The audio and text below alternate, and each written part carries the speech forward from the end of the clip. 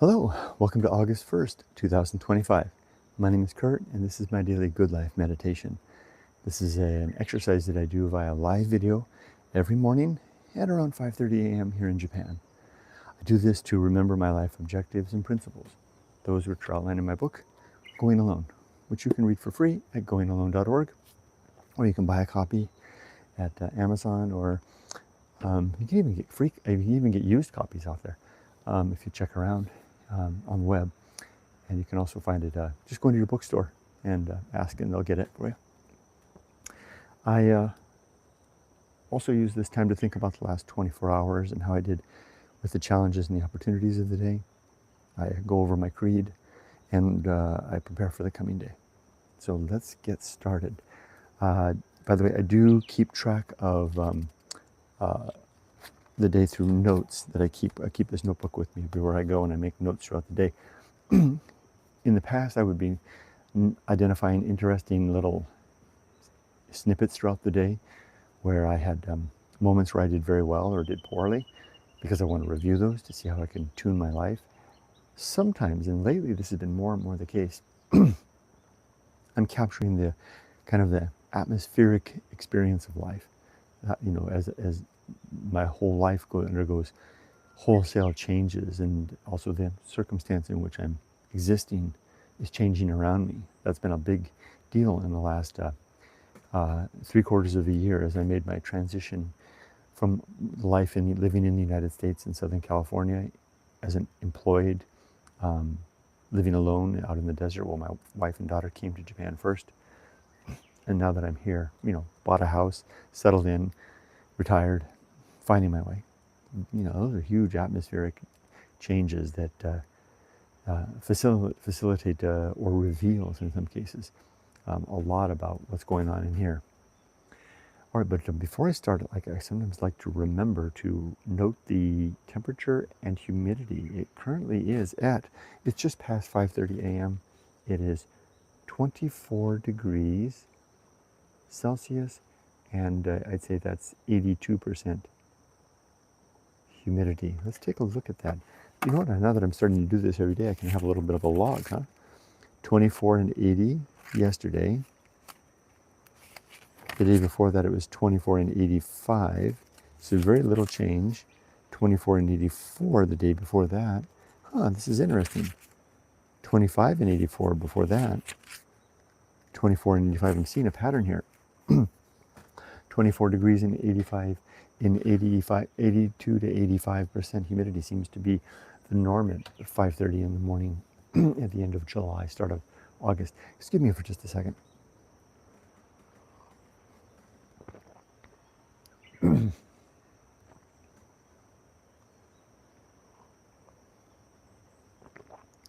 All right. Let's get started in earnest, if I can.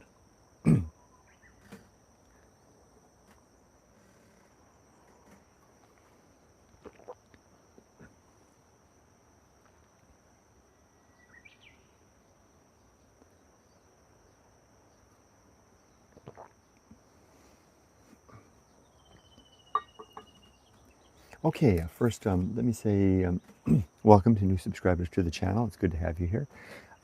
Please note that this is a personal journal video, so I talk about my life, my experiences. It's all about me. This is not a video about Japan. If you want more of a video about Japan, see my other videos on this channel. Pardon me for just a second. I've got something in my throat I need to deal with.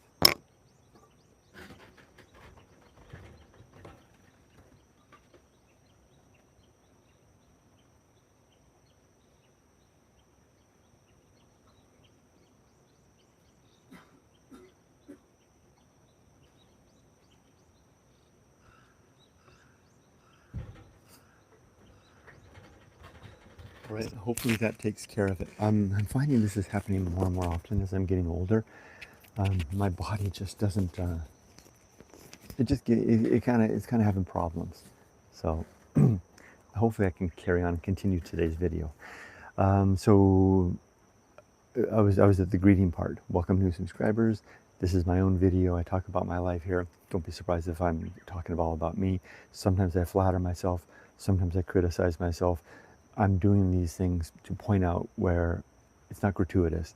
I'm trying to point out where I did well so that I can do more of that in the future. And I'm also trying to point out where I did poorly so that I can tune my life to do better. I do not read or respond to comments typically until the end, but you're welcome to watch. You're welcome to leave a comment. You're welcome to voice your criticisms or observations and your advice. I appreciate all of it. And a huge thank you for watching my video. The very fact that you watch, the very fact that you leave a comment helps the channel. And huge thanks for those of you who are my members on YouTube and the supporters over on Patreon. Just a reminder, you do have discount codes now to use in my YouTube store. Contact me at dinnerbytheriver@gmail.com if you have trouble finding your codes. All right, let's begin. Let's take a look at the notes from yesterday. I have just 2 from the last 24 hours. And by the way, yesterday was a very, very busy day, as full and rich a day of work as I've ever enjoyed in the last couple of years. And that's the note here, says, powerful, fulfilling day. I felt young again, literally. And it's like the heat couldn't bother me. I couldn't be bothered with the heat. I was too busy working and feeling productive and having fun to be bothered by the heat. You know, it's almost as though my body was artificially, and I'm not saying this is absolute. I mean, who knows, maybe I'll weed in the garden next week and it'll knock me out for 48 hours or 24 hours or half a day. But this has been an incredibly hot week, and I have been go, go, go, and I don't have air conditioning here. I just have a fan. I mean, I'm talking like by 2 o'clock, the fan isn't helping much. By 2 p.m., the fan is just blowing hot air at me. Rudy retreats away to the deepest, darkest corner of the hardwood floor there and does his dog day afternoon thing while I power through. Nothing seems to be able to touch me. I mean, it was a powerful, fulfilling day. I felt vital, like on the best days in my mid-40s. That was really good. Like I said, I'm going to talk about the good stuff. I'm going to compliment myself when things go well. This is because I want to know, what is it about this yesterday and what is it about this last week that is the cause of this? You know, can I find anything? And of course I can. If you've seen these videos this week, you already know the punchline. The punchline is I've gone back to work. I've decided to restart my business in earnest, and not just to do antiques, but to expand into merchandise, which actually that's where the fun is. I'm really having fun doing merchandising. You know, I've selected, I was an antique dealer before, antique/merchant from Japan before, on eBay 22 years ago with my eBay store, the old Tokaido, which I've rebranded as Softypapa. And I've learned a lot. I learned a lot back then, and I'm not repeating those mistakes again.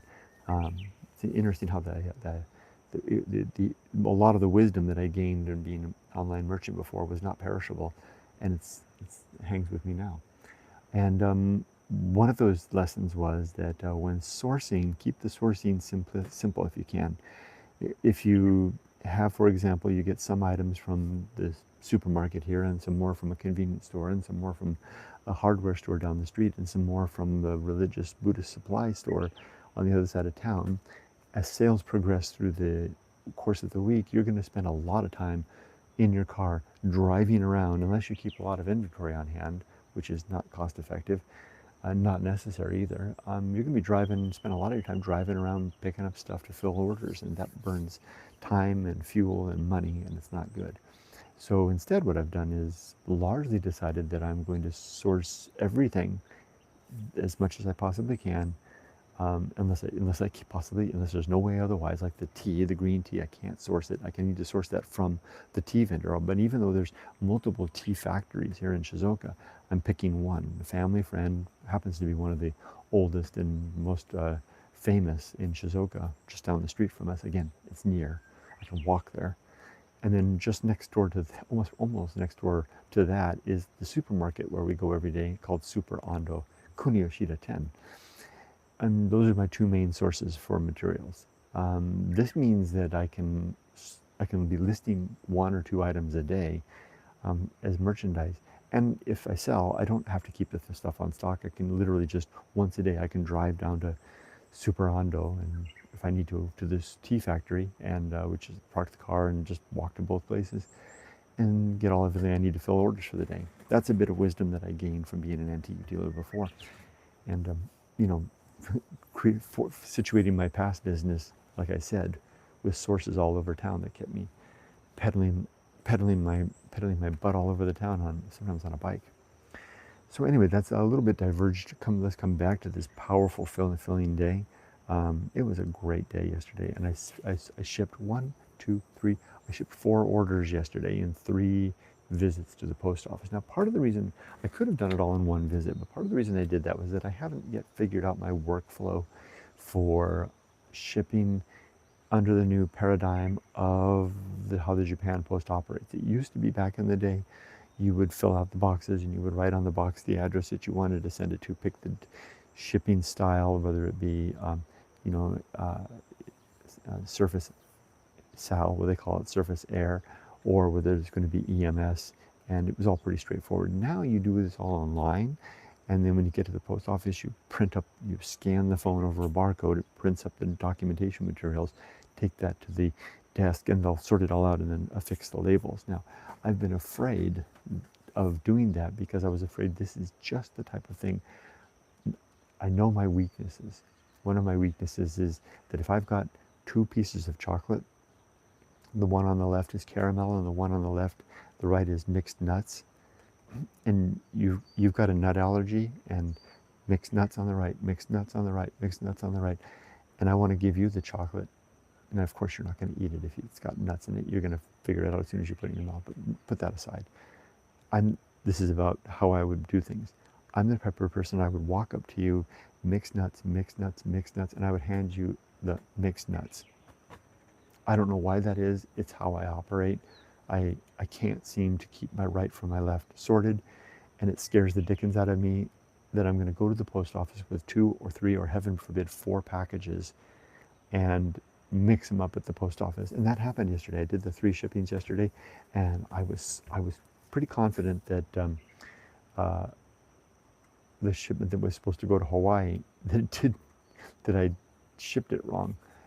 And I had to go through, fortunately they send you after the fact, they send you an email confirmation.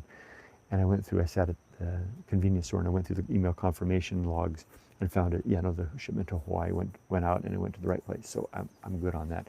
But my point is, I went to the post office three separate times to do this. And I did go once with 2 packages and it scared the dickens out of me. And so what I'm gonna be doing now, I was working on workflows. So I'm going to write, even though I don't need to write the address on the box, I'm going to write the address on a small portion of the box onto the underside so that when I get there, I'll print up the labels and I can match the label to the box because the name and address is there, and then hand it to them one by one. I think that'll alleviate that issue.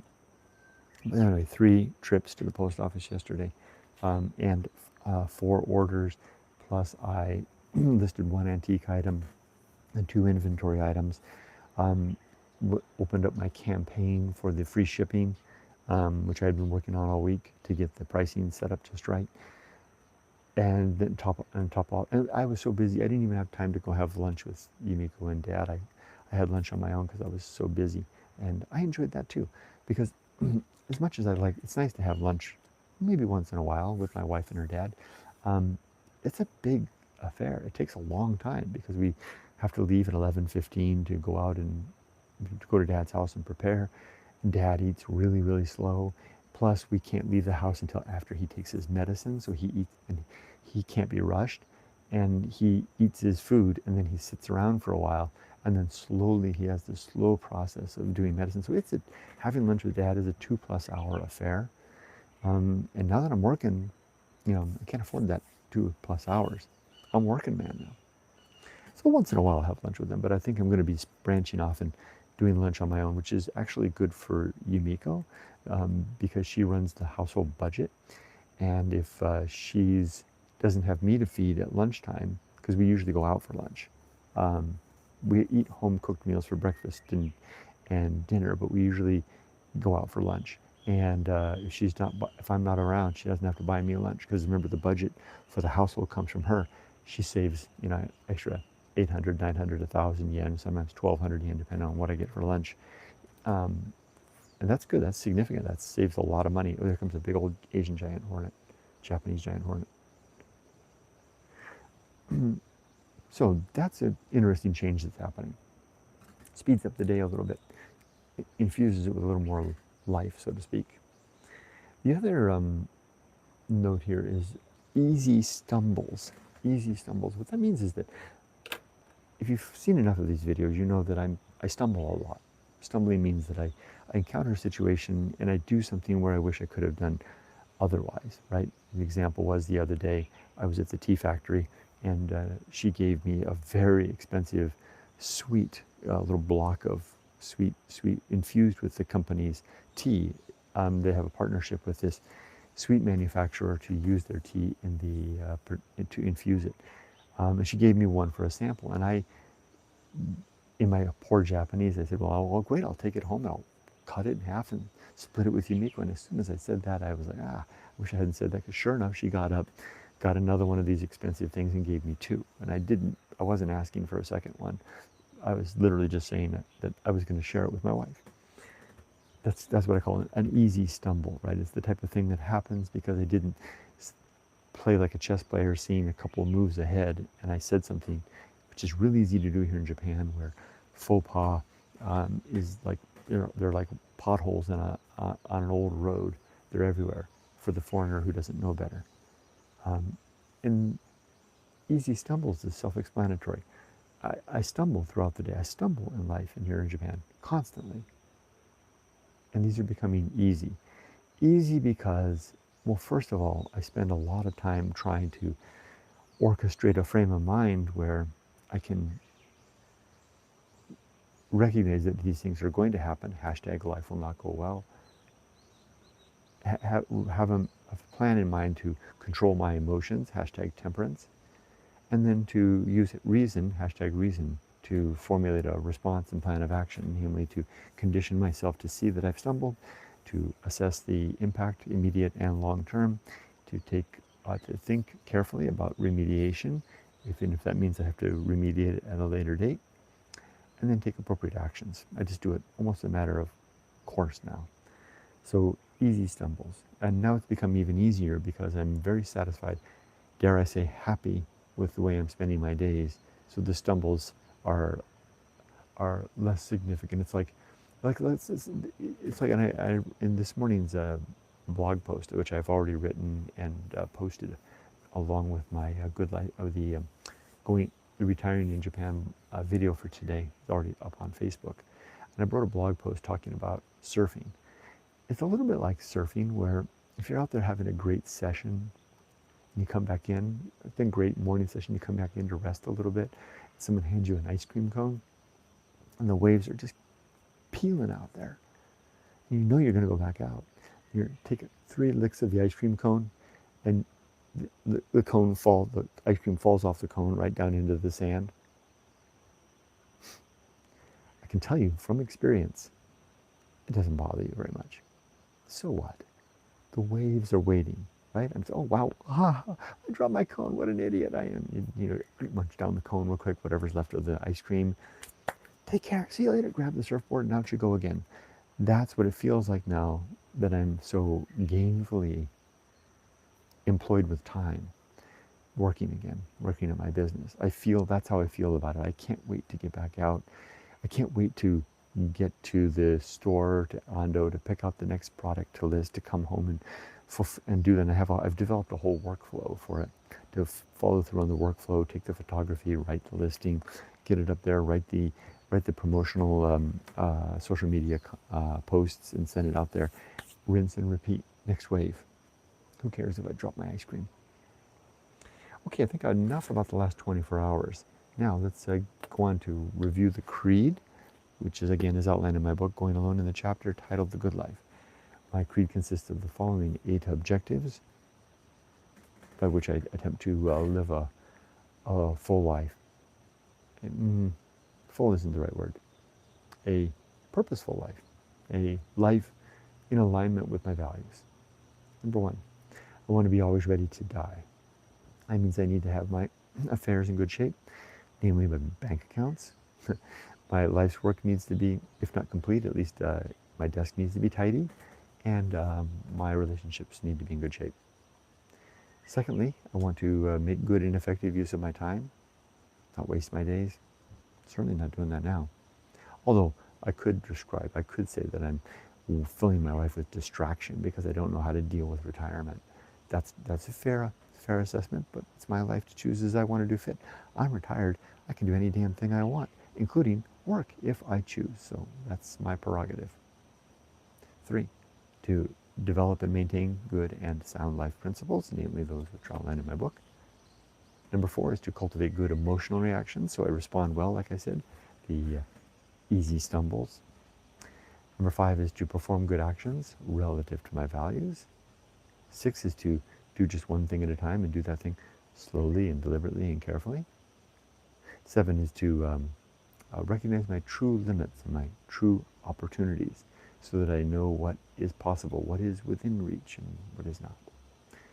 And number 8 is to keep my balance in both body and mind. Easy stumbles after all. And I think I did 6 and 7, I think I reversed those. So what? Okay, let's read a principle. Today I'm going to read the principle titled Agency and the Great Indifference, which is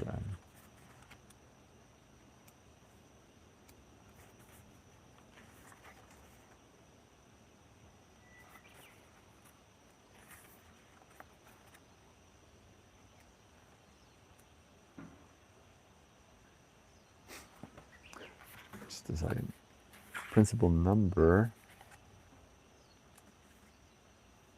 after the principle of distraction, which I did yesterday. Here it is, number 20. So agency speaks to agents like us, anything that has some sort of a consciousness. Could be another human being or ourselves, for example. Usually I'm thinking about external agents, other human beings. Dogs are agents, cats are agents, Suzumebachi giant hornets are agents, these trees are agents, so to speak. And then there are artifacts of agency, like this statue is an artifact of agency. It speaks, it's not an agent itself, but it speaks to the agent that created it.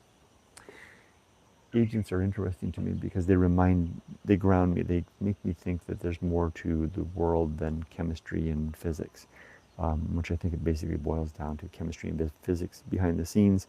The chemistry and physics are the man behind the curtain. There is no man behind the curtain. It's all just, chemicals and time and chemical reactions based on physics. The great indifference is when we apprehend that there is no man behind the curtain. And that's when we spot the thing I call the great indifference, which is a universe without God. Opens with a quote by Charles Dickens. I looked at the stars and considered how awful it would be for a man to turn his face up to them as he froze to death and see no help or pity in all the glittering multitude. That's how it feels when that's how I feel when I encounter the great indifference, which is the context of the story in my book going along. And here's my writing, Agency and the Great Indifference. Every individual life is an agent, and the products of its living are its artifacts. Subtract these away, and what's left is the vast landscape of the great indifference, characterized by an incapacity to observe or maintain any thought or opinion towards well-being, an utter lack of regard towards joy or suffering, a godless backdrop of unthinking, inanimate substance and time. Imagine the empty void in the wake of the Earth, which is moving through space at an incredible speed, the entire solar system. Just a second ago, maybe tens of thousands of kilometers already behind us, is the empty space where I occupied. That is now just the void, with nothing of this agency in it, nor any artifact of that agency, not even a dust trail, just more of that nearly 0 degree Kelvin void. That is what the great indifference looks like, or how it can be apprehended is a better way to describe it. Okay, as for the next 24 hours, it's a Friday. I'm going to work like crazy. Emily will be here with her friend from uh, university, a young woman that's coming. I don't think she's been to Japan before. They're going to stay with us for a couple of days, and we have some fun things we're going to do. Yumiko and her sister worked hard. Yumiko worked hard all day. She's been finishing the bathroom, remodeling there. It's all done. First room is complete. And she was working on the guest bedroom for the last 2 weeks, getting it ready for to make into a proper guest bedroom. She bought a bed and a mattress, which she arrived yesterday and were assembled by she and her sister late into the night as I went to bed. So Yumiko's going to continue working on that, getting that ready for our guests. I'm going to work on my business, and we'll make it a good Friday. Let's read comments. Hi, hello Tim, weather check. 9:35 p.m., 15.4 and 72. 15.4, that's pretty nice, a little chilly and beautiful on the humidity side. Good to hear from you. Aniket, haven't seen your name for a while. Good morning, but it's night in India. Ah, okay. It's India, wow, we've got represented from, boy, pretty well scattered across the world already, with Britain, India, and Japan. Ray, hi Ray. Morning, Kurt. Washington is 1:40 p.m. and 26C, 50% humidity. 26C, just a little warmer than where I am, and 50% humidity. Sounds like Washington, right? Washington State. Pretty warm here. Lots of fires making the sky hazy. Oh wow. Hi Evelyn. And we got New York City in the house. Experiencing state of emergency, severe thunderstorms here. Wow. Be safe. Good luck with that. Wow. Sorry to hear that. There's Robert. Hi, Tim. Robert says hi to everybody. Tim says hi to Robert. Evelyn says hi to Robert and friends. And Tim says, I remember the days of stumbling at work, but when I look back now, I guess you could call it false stumbling, as having a boss as a micromanager who questioned everything you did. Contrived stumbling. Tim, I wonder if we can call that having the boss literally inserting their leg in front of you as you walk by to make you trip like they do in the movies to some waiters, right? And that's how I felt sometimes. I don't think my boss ever maliciously, it wasn't my boss actually, it was my boss's boss. I don't think my boss's boss in my last job ever did that stuff out of malice, but she did it by virtue of misdirected attempts at doing her job. She thought that she was satisfying, she thought she was doing the right thing to satisfy the political ends at the expense of my projects, the projects that I ran. I don't think it was malice, but it was certainly malpractice of her role as a manager. And I would consider that to be kind of what you just described, right? She caught, and you're right, so much of the stress I had before she joined the scene, my stress level was much less because, like I said, my boss let me alone to do my thing, and I basically was successful at what I did. It wasn't until I got a micromanager that wanted to make sure that the not only the leaders in the county, but the county supervisors were happy for the purpose of winning elections. That's when it got tricky. There weren't stumbles at all, Tim adds, but what I felt was my competency being questioned on a regular basis. So a feeling I had goofed up within when in fact it was the opposite. Ah, yeah, that's interesting. I would sometimes question my own best judgment as well in those circumstances, Tim. I'm glad that neither of you nor I have to deal with that anymore. Former bosses, yeah. All right, well, 29 minutes in, so I think I'm going to go ahead and wrap up. Let's close with the temperature. It's been exactly 30 minutes since I started. It was 24 degrees when I started 30 minutes ago. It's now 25 degrees. It's gone up 1 degree, and humidity went from 82% humidity to, I would say, 78%. So we've gone from temperature's gone up a degree, humidity has dropped down to 4%. It's going to be an interesting day. Thanks, Evelyn. See you next time. Be safe, but not too safe, everybody. Bye-bye. And watch out for those micromanager bosses. Tim's finishing off with 14.8 and 75. 14.8 and 75. 14.8 and 75. You've gone down and gone up, Tim. Your temperature's dropped and your humidity is rising, which seems to be in proportion to what I usually see. The humidity seems to rise through the night as the temperature goes down. What's up with that? I'm going to have a chat with ChatGPT today to try to understand why temperature and humidity sometimes operate in what seems to be an inverse relationship. I'm glad you made that observation, Tim. That helps me to see that. Take care, Tim. Bye, Evelyn. Hope you all have a great... Oh, well, hold on. One last thing I want to tell you guys. And this is not me trying to sell you anything. Okay, I'm not trying to sell you anything. I just literally wanted to show you this because I was so astonished. I listed the sundae in the store yesterday. I picked it off the shelf. It was kind of expensive, and I couldn't quite figure out why. It's this stuff, right? It's the best senbei I've ever had. The best rice crackers. I looked into it. I researched it. And again, I'm not trying to sell you anything. I'm just trying to say if you want really good senbei, this is the one to pick. It turns out the company's been around for 70 years, and they've got these old machinery that they use for distilling, or I guess whatever they do with the soy sauce. And they have a special technique to have these big granular bits of sugar. So it's kind of sweet.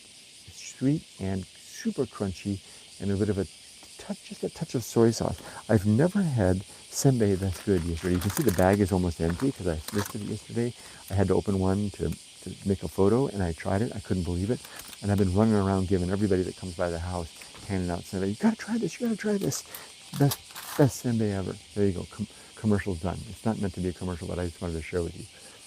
No, I didn't eat the whole bag already, Tim. I've been just giving it out. Yumiko was here, I gave one to her. Yoko came by, I gave one to her. And I've just been handing them out. And yeah, and there's only 6 in the bag. Like I said, it's expensive, and you only get 6 in the bag. Because it was up on the top shelf, literally top shelf senbei. Okay, enough of the commercial. Have a great day, everybody. But you're going to see me doing more of that because I'm a working man now. Take care. Bye-bye. Have a great day. Evelyn says, it's joyful that you are so excited about the products you are introducing to your customers. Thank you. I appreciate that perspective, Evelyn. I feel the same way. I'm genuinely excited about this stuff. Take care, everybody. See you later.